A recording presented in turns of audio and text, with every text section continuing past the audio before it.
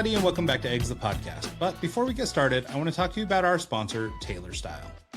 Most guys actually do want to dress better. They want to look sharper, more put together, more confident, better in business, meetings, date nights, conferences, traveling, wherever life is happening. The problem is most men eventually abandon it because they don't want to think about it. They don't want to shop, they don't want to coordinate outfits, they don't want to spend Saturday wandering through the mall trying to figure out what smart casual means anymore. So what's the easiest way to dress better? Tailor Style. Tailor is an AI-powered menswear styling and rental service backed up by real human stylists. You fill out a quick profile, AI learns your fit and style preferences, and then an actual stylist fine-tunes the looks and ships complete outfits right to your door. And honestly, that's the magic of it. You still get to look like the guy who has his act together without spending the mental energy of getting there. I'm a subscriber right now, and every few weeks I get a box with hand-picked outfits chosen by a real stylist, refined by their AI, and the crazy part is they actually nail it most of the time. Stuff I would never go buy, but I end up wearing nonstop just because it works. You wear the clothes, send them back when you're done, and the next box shows up. Easy. No laundry, no shopping, no overthinking it. It's just one less thing pulling on your attention every week, and somehow you end up looking better for it. Go to tailor.style, that's TAELOR.style, and use promo code EGGS to take 25% off your first month. Once again, that's TAELOR.style. Use promo code EGGS to take 25% off your first month. They handle the clothes so you can focus on everything else.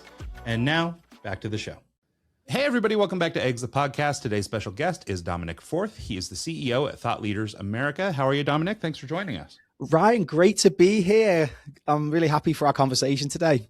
Yeah, absolutely. Thrilled to death to have you, and thanks so much for making the time. Let's talk a little bit about, Thought Leaders America, what it is, what you do, and then we'll talk a little bit about how you got there. Yeah, I was sharing this story with someone recently, how it all came to be. And it's crazy because I almost died, and I was on a rafting trip on my honeymoon, of all things, pushing life to the limits, which I probably shouldn't have been. But we were out in Zimbabwe, and there's a famous river there called the Zambezi River. And so for some thrill seeking, we decided to take a rafting trip. What could possibly go wrong, right?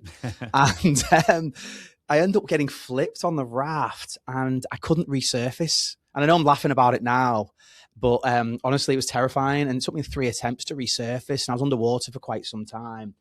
And in the end, I managed to resurface after 3 attempts. And this wave of realization hit me like, oh my goodness, like that could have been it. And I started to think about my life experience, about all the stories and everything I had inside of me that I wanted to share and just the things I wanted to do. And it made me realize, oh my goodness, I'm not the only one. Imagine all of the other people that have these stories inside of them. And so it took me on this journey really to help other people share their stories and ultimately help other people transform lives by the positivity that comes out of that. And so that's what Thought Leaders America is. It's finding entrepreneurs, CEOs, founders who feel invisible, but they're doing so much great work that we need to magnify and amplify that story. And so that's what we do through our network. Oh, I love that. No, well, and I mean, obviously very scary time for you, obviously. And I'm glad you can look back on it now with a little bit of a, I don't know, shrug, but nonetheless, yeah, no, terrifying moment. But it is interesting how, and I think you're probably not the only one, and you might even be able to speak to this, but I imagine you're not the only person who has an experience like that, but then uses it to really pivot and change the way they see the world. And I think that that's probably a pretty critical moment for a lot of people. A lot of folks get challenged, but it's not generally life or death. Like we have, maybe we have a hard coworker or something, like life generally isn't so tough. But I know that, a lot of people, they always use the thing like with, people who are on drugs or whatever, they have to hit rock bottom, but it's kind of this really big moment in their life where things can't get any worse. And then that's the catalyst for turning around. Where would you say, I mean, obviously you were just newly married and all that stuff, but I mean, still this moment for you was a big catalyst. Is there, I guess, can you get into a little bit of like maybe the story of your past or up to that, was there something in your past that made this a bigger catalyst for moving forward? Or was it just strictly the event itself or the experience of the event itself that just sort of turned you on a different path? Yeah, so there was a number of things. And so I've been in media 20 plus years now. So I was always passionate about journalism and storytelling. And during my time, I started out with the BBC, you're training with them. So I got really great training on just code of ethics, way to conduct yourself during interviews, things like that. But I really wanted to be in America because I just saw the opportunity. Back then in the UK, we had, I think, 5 TV stations. Like in America, some of the smallest markets have 6 or 7. And so I'd seen firsthand in newsrooms what would make somebody, newsworthy and what wouldn't. And I often saw people getting overlooked for reasons that they didn't understand why. And so that was all working in the background up until the accident. But the challenge is you need infrastructure around you. And so it took some time for me to really be able to have the confidence and the courage to go out and do this through Thought Leaders America. So through my journey in media, I started out in Kansas City and I was on the radio first. And that was a great experience. But when I tried to break into local journalism, they just broke it to me very, very nicely. Like, sorry, Dominic, we love you. But here's the deal. If there's a crime on Troost or Prospect Street, it's going to be a bit of a disconnect with the audience. We're like, why is a British guy reporting a local crime? and so they said, but we really want you to work with us. We'd love to have your energy in the promotions and marketing and sales departments. So then I was working with local businesses and seeing, the needs and the messaging and what would work, what would sell and what wouldn't. And then from there, the journey just continued. So I went from there into Tampa, which was the 14th biggest market then. It's now the 11th. Tampa Bay just keeps growing like crazy. And then to San Francisco, which was the 6th biggest market. And, there's very different cultural differences. And then from there, I went to Oklahoma, again, very different cultural differences. And then Colorado. And at this point, my wife, who's from Florida, she's like, all right, listen, we've been on the road enough here. We're going back home. So I'm based in Tampa now. But all that time, I was seeing the different cultural differences across the US, like how you chat to somebody in Gardner, Kansas versus how you chat to somebody in Sonoma County in California. It's very, very different. And I was very passionate about research. So research was so important because we did focus groups for the TV stations. And those focus groups would very quickly identify so many nuances, Ryan, you wouldn't believe. For example, all the way down to the color of the host's tie with whether someone would change the channel or not. Oh, wow. Yeah. So I had a front row seat to these really powerful focus groups where I could basically tell within 30 seconds if a campaign for an advertiser was going to be effective or not. I could tell the newscast if it was going to be switched to a different channel or not. And so I had all this experience where I'm like, oh my goodness, I can help so many people. The reason why I had to break away from the corporate culture was because there's so much conflict and crime that gets overreported because it's so easy to report crime. The police literally give you the story every morning. And, it's a very easy format. But all this positive stuff wasn't being covered. So it's almost like I had the realization, but I had to get this extra experience in. And once I knew the time was right, COVID was a big disruptor for a lot of people. And there was so many people starting their own businesses and so many of the little guy that isn't being helped. I'm like, right, this is the time to act. And so that's what set us all up, really. Yeah, no, I love that. Well, and I also like the kind of the emphasis on the positivity part because like you say, I mean, as you're recounting the news stories and things like that, when you're like, okay, well, it might be weird for you to report a news story in Kansas City that's a crime or something. It's like, well, yeah, of course they're reporting the crimes, right? But they're never talking about these great inspirational stories and things like that. And I think it is such an interesting point. And I realize we're not here to talk about the news, but I mean, I think a lot of people are experiencing, sort of fatigue from the news because this 24-hour news cycle and, there's literally nothing positive on the news ever. It's every crisis. It's everything's terrible. I remember one time I was up at my dad's house and I was taking care of him sort of near the end of his life. And he had Fox News on, and I'm not a Fox News watcher, but he couldn't hear very well. So he had it cranked up and it was really loud. And I sat in an opposite room or in another room just listening to this thing. And I could just hear it. And it just sounded like everything was on fire. It's like whether the story was, there's a puppy or a cat in a tree, or the story was, literal bombing or something. It's like there was no difference in the way that the people delivered that message. And so it's that sort of mania or that level of energy that gets thrown out on the news, and local news maybe isn't as bad, but, it seems like we spend a lot of time dwelling in the negative. And, to your point, the people that you work with and this notion of taking people who feel invisible and making them unforgettable, the whole point is their story. It's the positive outcome here. And it's, and I think that that's a really beautiful thing. Yeah. Yeah. And it's such an easy psychological play, fear. Very easy to play on fear. And you see it's the old playbook, isn't it, of like how politicians pull different levers. Like, don't focus on what I'm not doing well. Let's just point the finger at certain groups and deflect. And, it's difficult to break through with positive news and storylines. But you find that when you start to share that message, it almost compounds and it grows, and people come out to support the mission. And it's been phenomenal. We've helped all sorts of causes over the last 2 years. Everything from homelessness to helping children improve mathematics scores. During COVID, when there was a hospice nurse shortage, promoting causes to recruit nurses to help people, in the final hours, just such an important time frame. And that's been the best thing about Thought Leaders America. It's finding these people that do want to make a difference and finding those people that have it within them. But the biggest question I get asked, Ryan, is how do I get started? And then what story should I tell? Because that's what people want, to make a difference. But there's so many people have the almost imposter syndrome. Like, oh, well, I just wouldn't be interested, interesting. Yeah. So how do you help those people step forward? No, it's true. And it's a really good point. I actually do some, I do some podcast consulting on the side. And one of my clients is a guy who's had several severe accidents. So, he was hit by a truck, like a semi truck, and, survived that. And then later had some other problems and things like that. Like, this had a really hard go. But when he was young, he was like super athlete and all this stuff, right? So he built this whole career around his body and his fitness. And then basically had it all taken away through these accidents. And, and he's still working to recover. So we've been talking about trying to build a show for him. And, it's interesting to talk to you about some of these ideas, because it's kind of what we had landed on for him, which is, well, why don't you talk to people who share your story? And in his case, he wants to talk to athletes. So in his case, he'll be talking to athletes, but there's no shortage of athletes who, blew an Achilles or whatever, got to the top and then, something happened or whatever. There's, a lot of these stories in sports.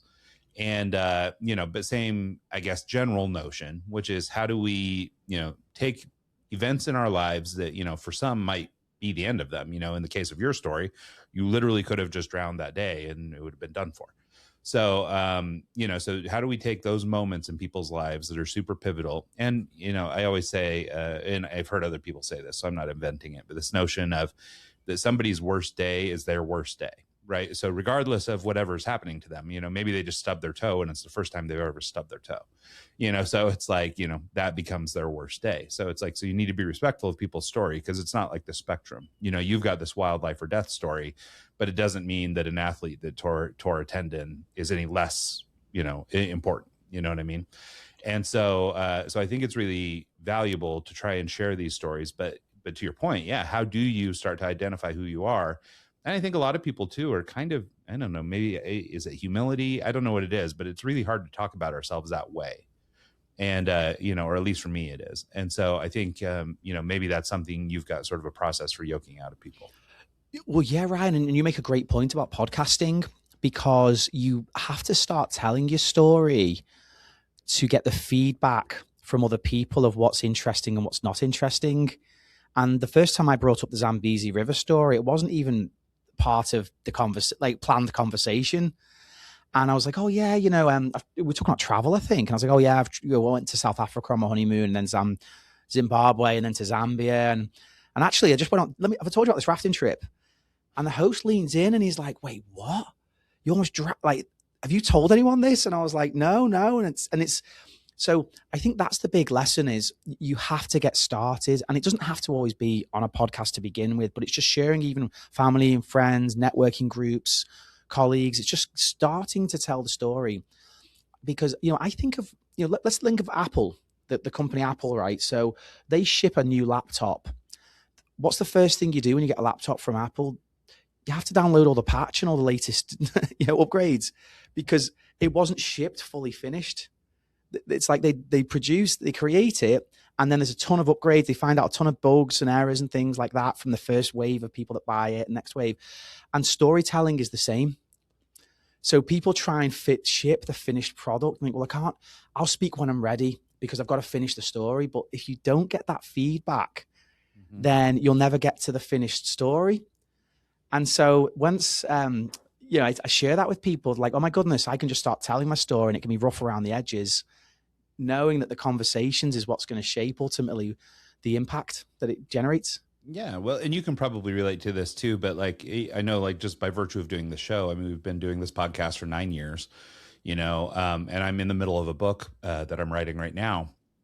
And what I'm starting to discover, because I'm using interviews from, past interviews from the podcast and things like that in this book, and I'm starting to assemble all these things, but what we're pulling out of it are all the things that I say all the time. That I haven't really thought about, to your point, like, I mean, maybe not everybody's going to be on a podcast or whatever, but just by virtue of telling stories or being on a podcast. And luckily, I've been in a situation where I've been talking out loud for a long time.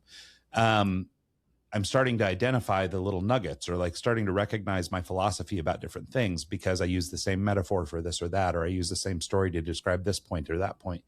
And so over time, I've actually built this, like, I don't know, kind of life of all these things that really define my personality that if I was just asked to sit down and, hey, Ryan, what do you think of this?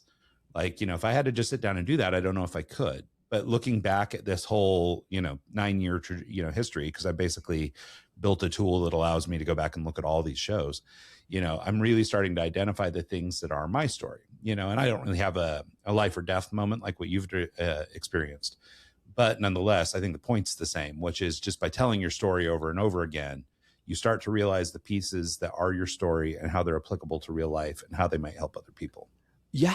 Yeah. And so to give you an example of that, so with the Zambezi River, when I was underwater the first time, I've been thrown off a raft before and I'm like, oh, I'll just resurface. But what was different this time was I was underneath the raft. But that had also happened before, so I was quite calm. And I had a host ask me, he says, well, so what happened? Like, how did you deal with all this? And so the conversation made me break down what happened next because I'd never just really thought about it. I was just kind of instinctively fighting to get out the water. And so I went to resurface the second time because I was just letting the current take me. And I thought, well, I'll just float away from the raft, but I was floating under the raft. And then when I hit the second time, it was this really strange sense of clarity. It wasn't panic. You'd expect panic to kick in at that point. But I was just immediately like, I've got to swim in the opposite direction. Like I just knew exactly what I had to do. And I had to fight like hell, basically. And so the third time, it was all about the courage and just fighting as hard as I could. And it's so loud. That's the other thing. It was so loud underwater with the roaring of the water and everything. And I got to the very edge of the raft, so still wasn't clear. And I basically managed to kind of break free from it and resurfaced. And then it was so different because it was silent compared to how loud it had been underwater. And that was the moment when I was like, oh my goodness, that was really close. I'm not done yet, though. I'm not done yet. And the funny part is then another story. I had to then find a way to get to the edge. So that was getting free from the raft. I still had to get to the water banks before I hit the rapids. But it was the podcast conversation that made me think, what actually happened? And so I've ended up creating a leadership framework from those 3 steps. Because when you think about the number 3, it appears throughout history, it appears in the Bible even, the Holy Trinity. You've got the past, the present, the future. You've got the 3 kings. I mean, 3 is a very symbolic number. And guess who pointed that out to me? It was on a podcast, another conversation. Someone said, that's really unusual. So it was 3. Yeah. The importance of that number. And so I realized there's 3 things that we can all apply. This is actually something that people listening can apply. If you're in a really stressful or really challenging situation, first, you have to self-regulate. You have to be calm. So how do you self-regulate? Well, breathing exercises are one of the best ways to self-regulate. And so I went down this whole path of researching ancient Indian breathing techniques. And there's one in particular where you literally just breathe through one nostril for 6 seconds. You hold it for about 6 seconds, and then you blow out the other nostril for 8 seconds. there's multiple variations on the time. Some people say 4, 6, 8. I just find 6, 6, 8 works best for me. I've tried different approaches, but if you do that 3 or 4 times, it will calm your whole system down. It's amazing. And the nice thing is when you're calm, then you can think clearly with clarity, because that's when the best decisions are made. The worst decisions are made, isn't, when you're emotional, the hairs are on the back of your neck and you're like, all right, the fists are clenched. Like, you don't want to be doing that in a boardroom. You don't want to be doing that in a business environment. And so this framework is calm, clarity. So to get the breathing exercise to get to clarity. And then once you've got clarity on what to do, you still need courage to take action, because knowing what to do is one thing, but actually doing it and having the courage is the next step. And I know it's easy to say, well, you just got to have clarity. Well, how do you have clarity? And so breaking that down, you've just really got to start with heart and think, well, what is the outcome I want? What do I want for this conversation? I don't just want to win the tit for tat. If it's something happening like he said, she said, it's like, I want this to be a productive conversation. And even saying that, like, hey, I really want us to achieve X goal together. I know we've got some disagreements about X and Y, but let's talk through them to get to X goal. Just setting that clarification very quickly in a conversation. The other thing for larger companies is research. I'm a huge believer in just getting the data, and that's hence the focus group background and stuff like that. But getting the data, getting clarity, and then courage then goes down to mentality. You've just got to have and you've got to have the people around you who can push you to do it. And so all of this came from this moment, but without having the conversations and the feedback and really hearing what other people needed help with. That's how this whole framework came to be. And it's helped me so many times, especially the breathing techniques. I have a vendor where I was stressing out about a deadline we were going to miss. And he says to me quite cheekily, he's like, Dominic, you're not following your own advice. You got to do your framework. I was like, oh my God, you're absolutely right. I've got to just calm down, think clearly. Yeah. We'll meet the deadline and we're fine. No, I love that. Well, and it's funny because there's actually some parallels between what I'm writing on right now in this book and what you're saying, which is basically the book's notion is trying to get through this sort of invisible barrier that keeps us from moving to the next spot.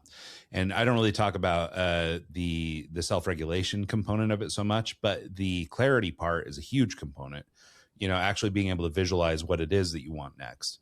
And then, the courage part or the willingness to take the step and move through it. Right. And so I think that those two things not only were they instinctual, so like you arrived at these things, obviously in a moment of panic not panic, but in a moment of stress.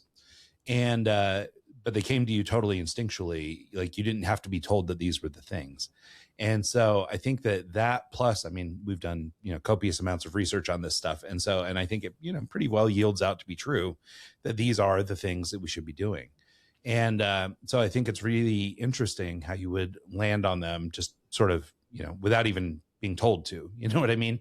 Like, so this, the stuff that I'm landing on right now is, 40 years of thinking about it. But in your case, and obviously you've done a lot of thinking as well, but you, basically were shown the cards really early. You had the opportunity, well, call it an opportunity now in retrospect, maybe, but, for somebody to kind of, reveal to you that these are the things that you need. And this, will eventually make itself into a great little framework for almost any, challenging situation that you've got to deal with. Yeah. And the courage piece, especially has been in entrepreneurship, I think is so important. I was reading a quote recently about velocity, and just how fast you can move as an entrepreneur. But that often takes courage as well, because often, you're juggling. There might be late payments coming in from a contractor. There's risks you're taking about where you're putting your money, betting it's going to, achieve an ROI. And so for entrepreneurship, it's helped me so much because it's helped me to self-regulate, on the car, but also the courage as well. And then somewhere in the middle, you need the data to make sure that you're not, moving too far out of the guardrails. Yeah, no, I think that's right. Obviously, I think that there's something for entrepreneurs in being agile and moving quickly. I think it's really easy to get bogged down in, I guess, sort of, overthinking situations and things like that if you aren't able to move quickly. But to your point, yeah, I mean, obviously you should have some data too. These should be educated guesses, not just running into the wind, So I think that that's really important. Yeah. Yeah. It's one of the toughest. I mean, it's one of the toughest and most rewarding, as in many people can testify to, can't they, about entrepreneurship, but it's been one of the toughest and most rewarding adventures that I've ever had. And, it's something that tests you physiologically. I think in a corporate environment, I never had the same pressures, even though it felt at the time, when I was with Fox in San Francisco, it was the number one station, top 6 market. The Giants were winning this World Series every 2 years. The 49ers were going to the Super Bowl. And the station had to generate revenue from all of those outcomes. And sometimes in the World Series, the Giants would win game 4. It would go to game 5. Well, game 5 would have basically no inventory sold because we didn't know if it was going to happen or not. Or maybe the base laid in. It's $100,000 for a 30-second commercial. At least it was back then in the World Series. So you have to sell all that inventory in 24 hours. That was pressure. That was intense. And we would somehow pull it off. That was the best, very experienced, very, veteran team. So that was intense. Selling the Super Bowl, you always had more lead time. Selling the Olympics was 4-year spectacle, even when it was in Pyeongchang and the time zones were all messed up. But entrepreneurship's a different pressure. And it's it comes from every direction you don't expect with entrepreneurship, because it can come from your family sometimes. Your family's saying, well, what are you doing? Why don't you go you quit a 40-hour job to create a 100-hour job for yourself? Why would you do that? So the self-regulation has been something that I can't speak highly enough of, because it really does put you to the limits, hence the gray hairs coming through. And yeah, I mean, I guess maybe I'm lucky. I don't know if it's a good thing or not, but I tend to run a little bit more like that anyway. Like, I don't have a lot of really high ups and really low lows. Like, I tend to ride a little more even. So from my own experience, I can say that, yeah, generally speaking, like I come from an agency background, like working in marketing and advertising agencies and running my own, and, entrepreneurship on top of that and everything else. And it's like, yeah, if I was panicking every time we were up against some deadline or up against, whatever, I mean, you would lose your mind. Like, I mean, those kinds of businesses are very fast paced. And so I love, using that in your story as well, trying to sell the media there in the last moments, for game 5. I love those as parallels to this, experience that you had in the river, which is, it didn't require, in your case, it was a life or death thing, but for people who just work in a corporate environment, the stress is the same, and I would ask you, or maybe you can say, I mean, I would imagine in the moment when you're actually under the water there, you're probably not actually freaking out that much. Like, you're probably not stressing out in the same way that you do, to get all those game 5 spots sold. But I think when you have a moment to reflect back on it, then it becomes more stressful, right? In the moment you're doing the work, but like, as soon as you're out of it, you're like, that's when you realize how serious the situation was. Yeah, and having good people around you made a world of difference. I mean, this was a phenomenal team who, very seasoned, and, a baseball game goes about 3 hours, doesn't it? It can go even longer with extra innings. So you've got to bundle the pre-game show, the post-game show, the game itself. You have to bundle it effectively. And this team were masters at doing that. They did a really good job of that. And yeah, it was almost like, here we go again. Who's ready? And they relished the challenge. And I think having those people around you makes such a big difference.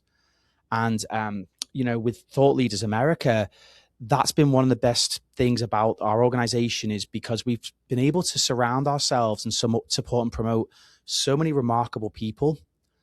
And so we learn from our clients almost as much as they learn from us at times. Yeah, I think that's true. I mean, there's a very definite loop there, I mean, the idea, especially in sort of consultative work or that kind of thing, is not necessarily that you're the expert, but rather that you have the ability to have the conversations with people to let them almost come to the discovery on their own in a lot of cases. And so, but because you've experienced what you've experienced, or because you've trained in what you've trained in, that's what gives you the tools to be able to pull that out of a person. And, so I think that that's kind of where the strength is, so people a lot of times I think have this notion that they can just throw money at a thing and be like, oh, I'll just hire a consultant, they'll fix it. But I think a lot of times what a great consultant does is actually make you come to the right conclusions on your own.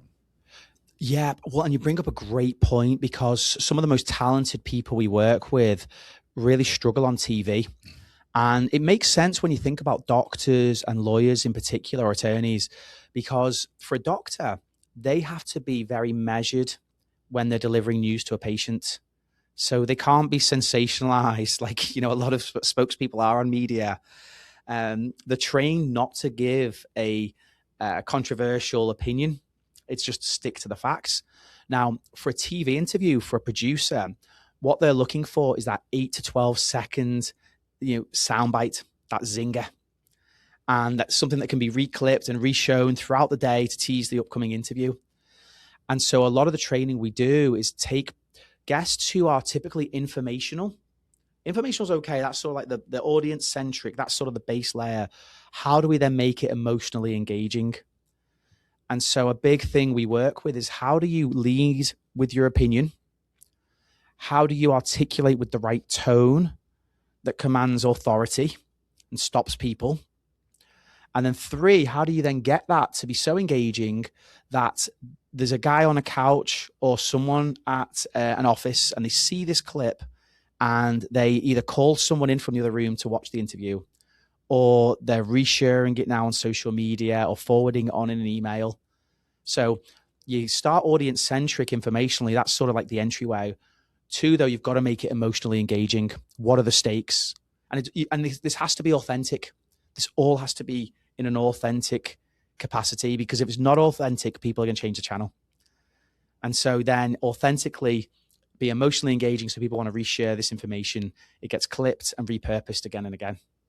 Yeah, no, I love that. And I like the little note on authenticity. Obviously that's a topic that comes up a lot. How do you, I guess, help somebody with this? I think a lot of times, and this may be me being nice to people, because I think there's plenty of times that they're just, out there trying to sell some story or sell some idea, and it just comes off kind of yucky.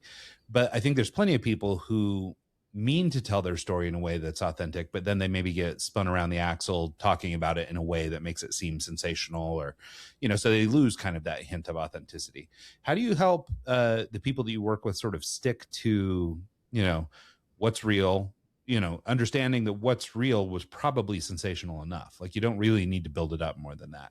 And so that people actually can maintain that authenticity and have it actually read through screen.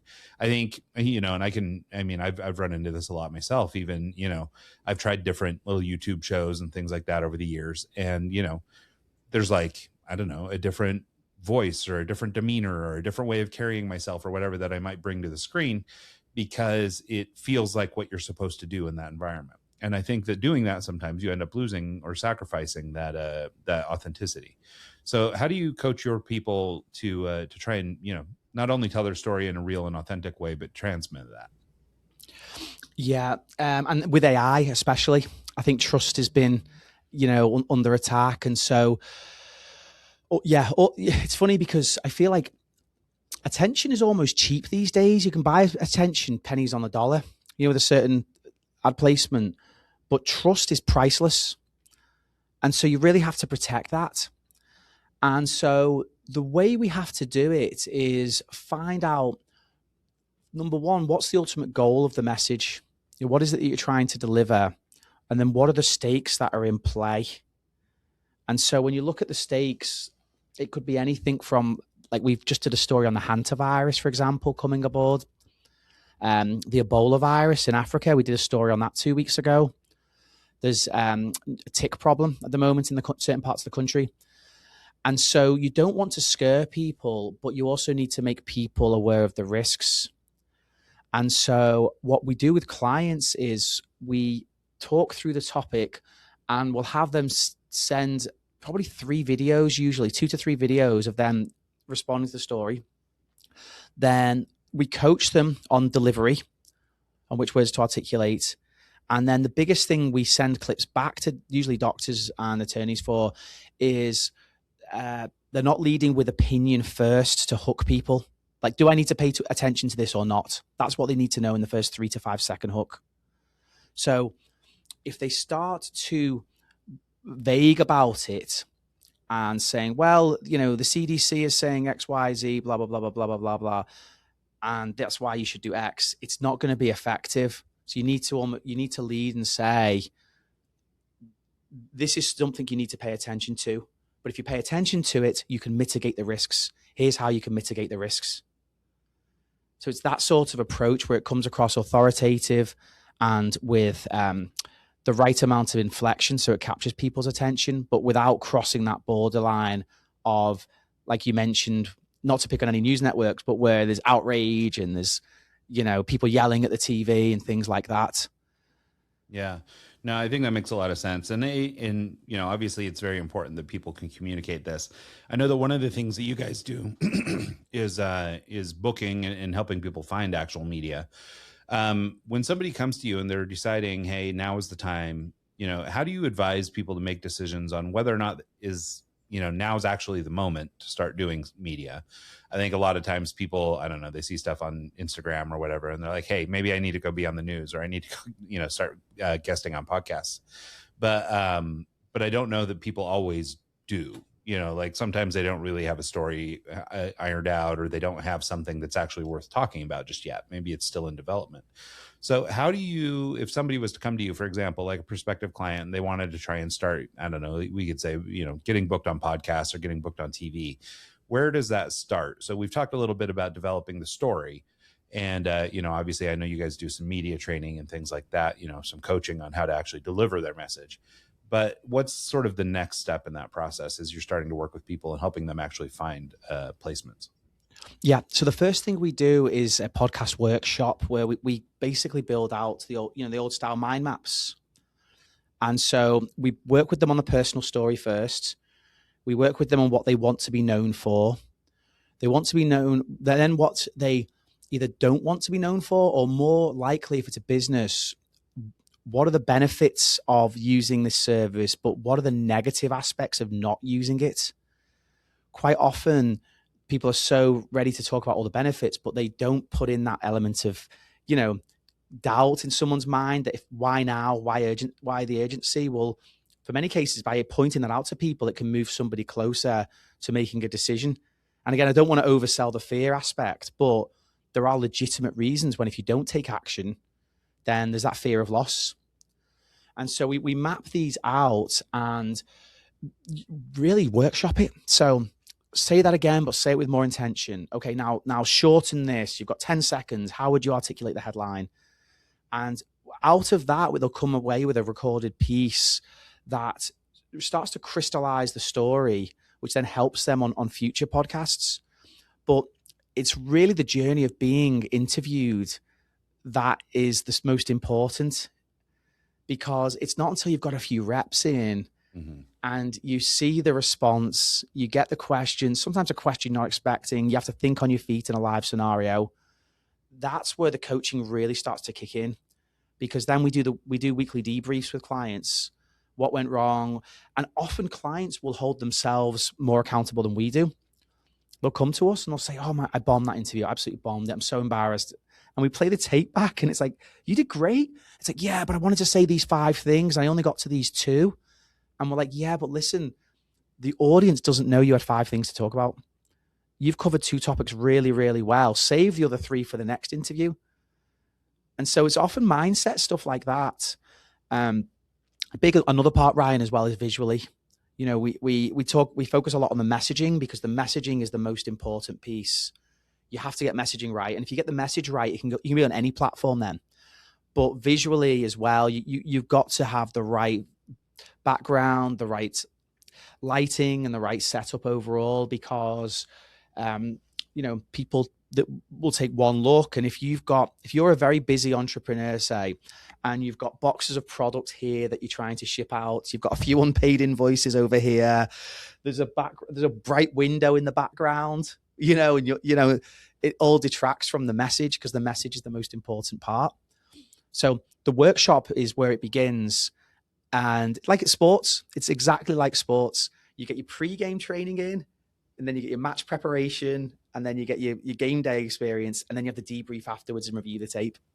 Well, it's funny because, I mean, like I mentioned early on, like we've been doing this podcast for a lot of years. And like, I mean, obviously you have a very professional setup behind you. You look great. The lighting's good. You're dressed nice, all those things. And it's really funny, the evolution of podcast guests we've had over the last 9 years, right? Because early on, a lot of this technology wasn't really that hammered out. And, so people were calling in from, like you're saying, rooms where they're, lit from the window behind them, or, they've stuck themselves in some closet or something so that they can get a quiet space. And, it's really interesting how it's evolved. Like people, a lot of the guests that we have a much more professional setting now, and they are kind of set up or have tooled themselves to be able to do media from their homes or from wherever they, or someplace in the office maybe, or wherever they may be. And so it is interesting how things have been evolving. And I think it makes a lot of sense that, to help people understand those things, or I guess I can just sort of attest to what you're saying, which is you might have a really great message, but if I'm being blinded by your backlit window the entire time, it doesn't necessarily take away from your message, but I might be less able to hear it because I'm distracted by the things that are going on screen. And it's actually one of the dangers, I think, of when video started to become really prevalent, because maybe the first 100 episodes or more of our podcast weren't video, they're just audio only back then.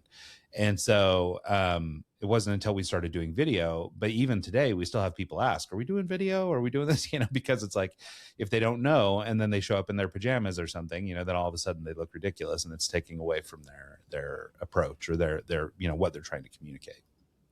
Yeah. And we always recommend real backgrounds versus virtual backgrounds. I know it's tempting to have a virtual background, but we've done focus groups where people look at it and say, well, if that's fake, honestly, this is how cynical people are. If that's fake, what else is fake? Yeah. You'd be amazed. We worked with a law firm where they had all these different partners across the country. And at the headline, the hero section of the website, all the partners are photoshopped in. And within 8 seconds, this lady looked at it and said, that's fake. Yeah. I'm like, yeah, but that doesn't matter. I mean, these are very skilled attorneys. Look at these great case studies. Yeah, but if that's fake, then what else is fake? I just can't trust them. No, it's true. Well, and you brought up earlier, you mentioned AI, and, obviously we talk about AI a lot in this show nowadays because there's so much of it, going around in the news and everything else. But like, it seems clear to me that what's going to win out, and maybe I'll be proven wrong, but I think what will bear out is that AI is going to have a place. It's obviously going to be huge in and around media and advertising and things like that. But I think it's going to get to a spot where these kinds of conversations, authentic, real conversations with real humans, are still going to be kind of tip of the spear. It doesn't mean that we won't use tools like AI to, synthesize our conversation and do something interesting with it. I'm doing that for my book right now. But it doesn't cheapen the in-person conversation. And I'm not asking Claude or ChatGPT or whatever to help write my book for me, right? At the end of the day, I don't think people want to read a book that was written by AI. Like, it just doesn't mean anything. It doesn't have this, it doesn't have the same kind of value that something that a human has put together has got. And so I think, even though I think the cynical view is that AI is replacing all of us and that it's going to come take everything from us and all that stuff, I actually think that the human bit of life and the relationships that we have with one another and those kinds of things will become maybe even more important in the future, just because of the noise that's going to be generated by AI. Yeah, so I agree with you so much, because we're making a big bet that the way AI is going is it's going to dramatically help productivity. And what's going to happen is there's certain people who are going to have the basic needs met, basically. And by that, what I mean is that AI is doing 60, 70% of the work for them. They're still getting paid. They feel very comfortable. And now they're not so busy. They're going to look around and say, what do I do with this extra time? And suddenly people are going to have these passion projects, things that they have inside of them that they really wish they could become or to do. And so that's what we're betting on, is that these people, whether it's thought leaders, whether it's other creative projects around music or something else, that there's going to be a huge demand for human-generated art and creativity. And so we're positioning the agency to get ready for this, because there's going to be so many more people stepping up to follow these passions that have never done so before. Yeah, no, I think that's genius. And actually it's a aspect of this I hadn't considered, but yeah, it's, what do you do with the free time, right? The gaining efficiency is obviously the part that's on the surface, but yeah, what do you do with extra time? Because like, I mean, in the case of me, like, I mean, I've managed to use AI to build incredible stuff that I would have never been able to do. It's allowed me to, build an AI tool that I can basically ask, 500 podcast guests questions, and they can sit and respond to me and ask one another questions and build me a response, like all this stuff. Like, so the technology has really made that stuff possible, where otherwise, all these podcasts would just be sitting around one day, And so, it's really powerful stuff for sure. But so for me, I guess I'm filling the void. I've got all this extra time. So what am I doing with it is building more things, right? I'm chasing down the stuff that I used to would have had to hire somebody to do, so it just wouldn't get done. And so I'm finding that I'm able to do a lot more, stretch myself a lot thinner, and or well, maybe not a lot thinner, but a lot further. And I think that's kind of the point you're making, which is that, not everybody's going to say, okay, well, I don't know, if you work someplace, let's say you've got sort of a regular white collar job or something, and now you can use AI to speed up your data synthesis or whatever it is you're doing. And now all of a sudden you've got, 40% of your day back and you can do whatever you want. Not all those people are going to do entrepreneurial crap like I'm doing. They might just say, oh, well, I always really wanted to have a chicken farm. And now I'm going to chase chicken farms, and I'm going to, and now I can do that. I can actually make it happen. And, so to your point, for people who want to share a story, build a business, start to develop a personal brand, whatever, now maybe they have time, or will have time more than ever, to actually chase down those passions. And I hadn't thought of it that way before. That's really a good insight. Yeah. And so now that chicken farmer, they are so much happier than they've ever been in life. And they're like, I need to tell more people about this. I need to share this story. And so now they're spreading the word about this. And now suddenly they're a thought leader and experts in how side hustles in chicken farming, or, or just how to quit your 9 to 5. And so, yeah, it's going to create so much opportunity. And it's also, what's going to be fascinating is there are problems out there that exist that humans haven't seen yet. And so AI, and we've seen examples of this, AI is finding problems that humans aren't detecting, solving those problems, and then spitting out the result. And for people I've spoken to about this, they're just amazed because it's moving at such a pace where it's this chain reaction that's happening. And so I'm a big believer in the upside. I know it's kind of been pitched sometimes like the negative but I'm a big believer in the positivity of what AI can do for all of us, really. Well, I don't think it's all that different than what we were talking about earlier in the show about just sort of the type of stuff that leads the media, right? There's this really negative world out there where we talk about negative stuff all the time. And sorry, I don't know why my voice is dying so bad today. So, but there's this, this drive or this, whatever it is, whether it's just sort of human nature or whatever. And it's probably more the point that you made, that the police just give you the stories. So it's easier to run a bad listen to the radio. Story. Yeah. Like maybe that's all it is. Maybe there's no human intention here at all. But nonetheless, I think we have a proclivity to go dark on things. And I think, I imagine there was a cycle kind of pre-internet. I was a little young for that, but maybe pre-internet, where people were saying terrible things about, oh, if we get all internet connected and, government surveillance and blah, blah, blah. And now you're hearing all that same story now through AI. And it's not that it isn't true. It's just, maybe there's some downside, but there's also a lot of upside. And I don't think enough people are talking about the upside. I think there's a lot of fear mongering going on. I think you're hearing stories in the news about, companies laying off because of AI and things like that. I suspect there's actually more going on. I don't think AI is really at a spot where I'm laying off huge numbers just yet. But whatever, you hear it in the news, and these big tech companies are laying off thousands and things like that.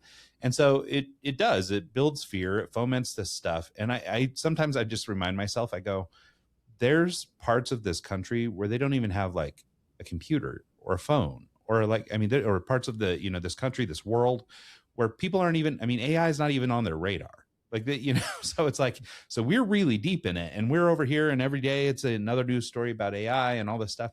But if you really like zoom out and kind of look at the greater planet, like how much of the planet is like not involved in this at all, or not interested at all, And so it just kind of reminds me that, wait a minute, we might be in this little cycle where we're just kind of going nuts on things, or we're worrying about things, but it's like we're creating, I don't know, we're creating our own fears kind of, and it's this like negative cycle that we chase down. Yeah, yeah. Well, and there's a lot of clickbait out there, isn't there? That it feeds into it because we click on it because it's like, wait, what happened? And then you click on it and then you read it and then you get served another article on the same topics. And before you know it, you're in this sort of echo chamber of like, AI is going to destroy the world. And yet on the flip side, you know, I have an 8-year-old and a 5-year-old daughter, and my 5-year-old loves nature. And I'm just looking at my phone because we downloaded this app over the weekend that uses heavy AI. And what it does is, I'll give you the name of it because this was really cool. It's called Picture This, and it has it's a white background with a flower. You can go up to any plant, and it scans it and tells you how healthy the plant is. And so we have a couple of plants in the house, like snake plants and spider plants, and like one has brown leaves, for example. And so my 5-year-old uses AI, scans it, and it says, don't water this with tap water. You need to be watering it with filtered water. There's salt residue in the soil, and so that's what's causing the brown leaves. And so here's awesome. Here's 3 things you can do to irrigate the soil, move it to a bigger pot. And so we spent all weekend going around our yard. We went on a nature walk, taking pictures of these different plants. And it was telling us what was wrong with them and what we needed to order. And so we've got an order of Epsom salt coming in. We got an order of I think there's a mix of like fertilizer to come in as well. And so like there's that positive element. And then another really cool activity, if anyone has young kids that's watching this, is my daughter created these 2 characters called Chubs and Cheese Stick. And you know, she's 5. They're pretty crude drawings. But I put them into a program called Nim Video, so nim.video, static images, and I asked it to animate the characters. And so it brought to life her characters, and then she drew like 10 different pictures of them getting ready for school, going to class, riding the bikes. And I made a short sequence of each, you know, about 6 to 8 second clips of each one. We made a little short video. And so I know I'm going like completely on the other end of the spectrum of AI, but it's brought so much happiness between us this past weekend, just with 2 very simple applications. And so there's the possibility of bringing people together more, creating new products and creative experiences and immersive experiences that we haven't had before as well. Yeah, no, I love that. And I think that those are really good examples. I mean, you know, I think I always use this example, and so sorry to everybody who's heard it before, but you know, I have this vision in my head of just like what I kind of picture as being like this post-apocalyptic, you know, Tokyo, whatever, every piece of glass, everything is a video screen, and there's just ads everywhere, just AI generated, whatever, just slop everywhere. And then across the street under a street light is a little ramen stand with just some little old dude making ramen. And it's like, and the most attractive thing in that enormous view is this one thing that's some dude doing something that he enjoys, you know, for people. And I think that that's kind of what the outcome I expect to be from AI and things like that will be something more like that, which is, you know, I mean, and your example is a perfect, you know, proof point of that, which is, you know, the AI is great. It's a tool. You can do some really cool stuff with it, but you were able to use that in a way that brought you closer to, you know, people, but your family in particular, but closer to people. And I think that we will find that once everything's sort of automated, once everything gets easier, once all those things are, you know, the stuff that we used to spend a lot of time just spinning on is done, we'll have more time for each other and more time for people. I think social platforms, things like that will probably get to a point where they're just so noisy and there's just like, I don't know. I mean, short of following the people you really care about, like, I just don't know how much value there really is in some of those platforms anymore. So outside of just getting that little dopamine hit, I guess, to keep flipping, I think unless you really curate your experience, I think most people are just getting served a lot of junk. And I think that just becomes worse with AI. And so I really do see it more, you know, like, again, using your example as evidence, I feel like it really is actually going to drive us closer together than further apart. Yeah, especially if we use the extra time it creates effectively. And we both brought up good examples. I mean, your example of how it's helping you create more and build more, that in itself is so valuable, because I think of like being a kid sometimes watching TV for hours. And I used to tell my 8-year-old, I said, if you watch TV, your head will turn into a TV. And she thought I meant like it'll physically turn into a box. So for years I was worried about the box. But what I meant was, if you're constantly just a receiver of information, you just stop thinking for yourself. You're a consumer. Mm-hmm. And there's no real satisfaction in that. You're being told what to think and, what an experience means. And so for my kids especially, I'm really trying to teach them about creating, being a creator, because there's so much value you can bring. And that could be creating music. It could be creating a speech. It could be creating t-shirt designs, a lemonade stand. But creating something so important, because then you're providing value for other people. And that value then creates connection. And then connection builds community. Yeah. And once you build community, then that's where things get really fun and really heartwarming in a way, if it's a positive community that you can build. Yeah, well, and I think most people that work hard for a living or work hard for whatever take a little satisfaction in that hard work. So I don't think most of us are actually looking for a world where, we're sitting around doing nothing. I don't think that's what people are actually aspiring to. I think they'll go and they'll do hard things on their own, whatever that is. And those will be the things, to your point, that, yes, you could just spoon feed me thoughts all day and I could just run with those ideas. Or me offering something that came from me and it's the way I think and I want you to think the same way, that gives you like more value in the thing that you're doing, right? It makes you feel better about the thing that you're doing. And there is something to feeling better. We chase the stuff that feels good. And that's why people are in social media traps and stuff like that. It's because they get their little dopamine hits and things. But I think that there's a real opportunity for people to start to step away from that and start to find purpose and joy and that in the other, in the other aspects of life. And it's the one concern I do have with AI is young people and getting to a spot where they basically offload all their thinking. And I'm grateful for, like my age, like I'm 46 and I feel like I'm just kind of at the spot where like, I'm just old enough that if I wanted to be online, I had to learn how to build, HTML, and I had to learn how to make stuff online. So I have an understanding of how the software works, and I've been here basically through this development cycle. So I have the foundational knowledge of life without it, and then also, how to work with it and how it evolved and how we got to where we are today. Where if you were just born in the last 10 years or whatever, like my youngest boy is 15, like it's kind of really always been this way for them. Maybe not AI and everything, but I mean, like, technology has kind of always been there for them.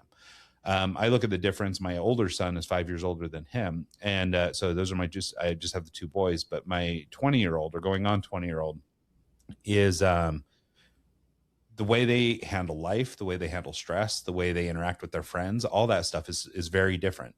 And it just had to do with, there was a period of life before my older son ever had an iPhone or ever had had YouTube to sit and watch. And then there's a version that my 15-year-old was born into YouTube and born into that era when all that stuff already existed. And I can really see a difference between those kids. And, luckily, not to pat me and my wife on our own backs too much, but I think we've done an okay job in making sure that they have good foundational knowledge. We travel, we try to see things, we explore, we, eat good food, we do all the things, try and give people, good life experience. But every now and then I'll catch, especially my younger son, will go into these little cycles where he just starts saying things to us that he thinks are funny, but like we don't get it because we have none of the context, right? But it's exactly that process you're talking about where they're just kind of in TikTok or whatever, and that becomes what they think.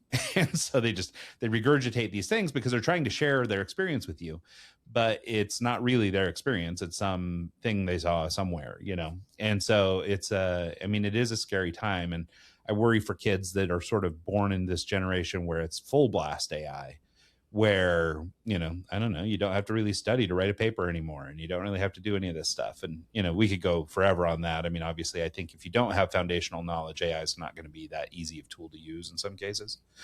But nonetheless, people will. And, it's just, I think it's going to change education and it's going to change everything. So it's going to be a very different thing. But I still think, despite all that the outcomes will actually be better than I think we're seeing in the news now. Yeah, well, and you do bring up a big risk of AI, and that's where we saw this happen with Walmart and then later Amazon, where they came in and they were creating jobs, but it wasn't really regulated. And you look what happened to Main Street in a lot of cities in the US. These big box retailers came in. Then you had it happen to journalism, where Facebook, Meta, came in, and it wasn't really regulated. Now there's a lot of news sources that have to rely on traffic from Facebook. So they're controlling, and SEO with Google as well, pay for play to get listed. That came in, that kind of really hurt local businesses as well. Now it's happening with AI, but what's different with AI, it's where people are going to be told what to think, even more so than with the journalism shift.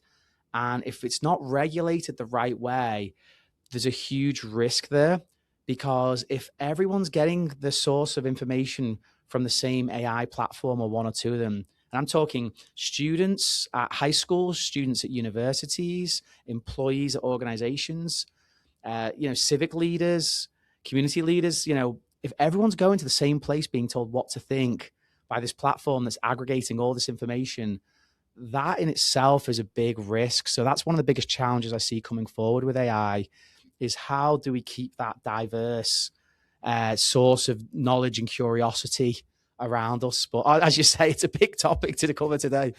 Yeah, no, it's a huge topic, but I love it. And I think maybe to kind of put an end on it, or to tie this back to your experience, obviously AI is going to get crazy. There's going to be all these things, and every technological innovation has led to this, even if it was just the big box example you used, or just even the internet itself. The world has moved vastly in the last, 20 or 30 years, and, it shows no sign of stopping. So I suspect it will probably keep doing that. But people will continue to live lives. People will continue to have experiences, like, hopefully not everybody has to go through near drowning, but they will have life experiences that guide, their future path. They, by virtue of being human, will have human drive and human interests and human things like that. And, we might get into a world, and it's funny because I wrote about this years and years ago, about technological saturation, and how we were at the point where even pressing a button on our phone, it's not even a button anymore. It's a picture of a button. And, but people were looking for craft beer and beard oil and all this kind of weird crafty stuff, going to real barbers instead of going to the dollar cuts or whatever, like there was sort of this movement of things. And I think what it was a reaction to technology, and it's, hey, we want to go out and we want to start feeling tangible things again. We're human beings, and human beings want those things. And I think that's what we're going to see is, despite all this technology and all that stuff, we'll start shifting back. And I think as long as people have life experience, whatever that means, everything from, near drowning experiences to just, stubbing their toe, you're going to have life experiences. But I think that is going to drive the human element in us. And that human element, I think, is what's going to keep everything exciting for us. And that's where we're going to find joy in the future and all that stuff. So I think the work you're doing is critical, because I think that, and I think that this is your premise too, so don't let me say it for you. But I think that, people being able to share their stories, share their inspiration, I don't think that's ever going to get stale. Yeah. And it's so powerful being with people on the same wavelength and sharing successes, celebrating successes. And we've got a lot of work to do. There's still so much great work that we can do as a civilization, really. And it's exciting to be part of that and help promoting the voices that are ultimately sharing stories and having those stories transform people's lives. Ultimately, that's the goal. Yeah. I love that. Hopefully for them and for those who listen. No, that's awesome. Yeah. So cool, Dominic. Let's here in the closing minute or so, let's just, where can people track you down if they want to learn more about the work that you guys do over at Thought Leaders America? If they want to try and engage with you online, whatever, how can people get in touch? Yep. So I'm always very responsive on LinkedIn. So Dominic Forth on LinkedIn. For Thought Leaders America, you can find us at thoughtleadersamerica.com. And we also have a newsletter that goes out twice a month at authoritybrief.com, authoritybrief.com. Awesome. Well, thank you so much, Dominic. This has been awesome. I really appreciate you not only being willing to share your story, but it's just, talk a little philosophy and how we think about maybe the world will go. Hopefully we're proven right. I think we've got a better image than a lot of people. So thank you for taking the time to visit. I appreciate it. Yeah, it's great, Ryan. Really enjoyed it. Great chatting with you, as always. Thanks so much to everybody who tunes into the podcast this week and every week. And we'll see you guys next time.